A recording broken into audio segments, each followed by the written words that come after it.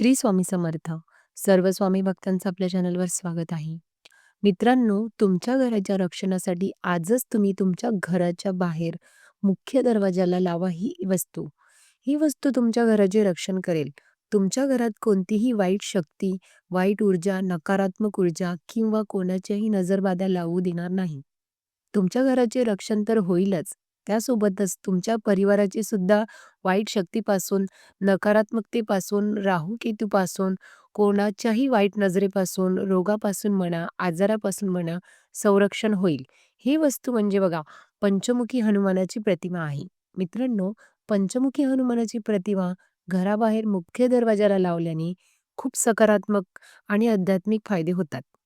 पंचमुखी हनुमान हे पंचदिशांचे रक्षण करणारे देव मानले जातात.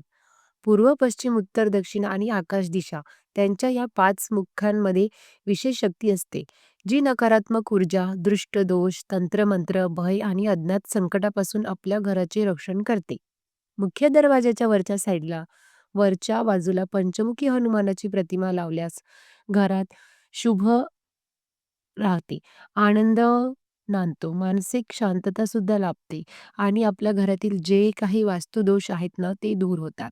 ही प्रतिमा एक स्वरक्षक कवच निर्माण करते, जे घरातील सदस्यांना अपघात, आजार आणि आर्थिक अडचणींपासून सुद्धा वाचवते. तसेच ना, ही प्रतिमा शत्रू, बाधा, वाईट नजरेचा त्रास किंवा अन्य अदृश्य त्रासापासून सुद्धा आपल्या घराचे आणि आपल्या परिवाराचे संरक्षण करते.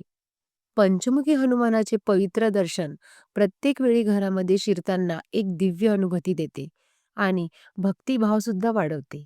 या प्रतिमेच्या प्रभावामुळे घरामध्ये ना सात्विक वातावरण सुद्धा निर्माण होते आणि देवतेच्या कृपेने ना आयुष्य सुख समृद्धीने भरून जाते. त्यामुळे जर तुम्हाला शक्य असेल तर आपल्या घराच्या मुख्य दरवाजावर पंचमुखी हनुमानाची प्रतिमा नक्कीच लावा.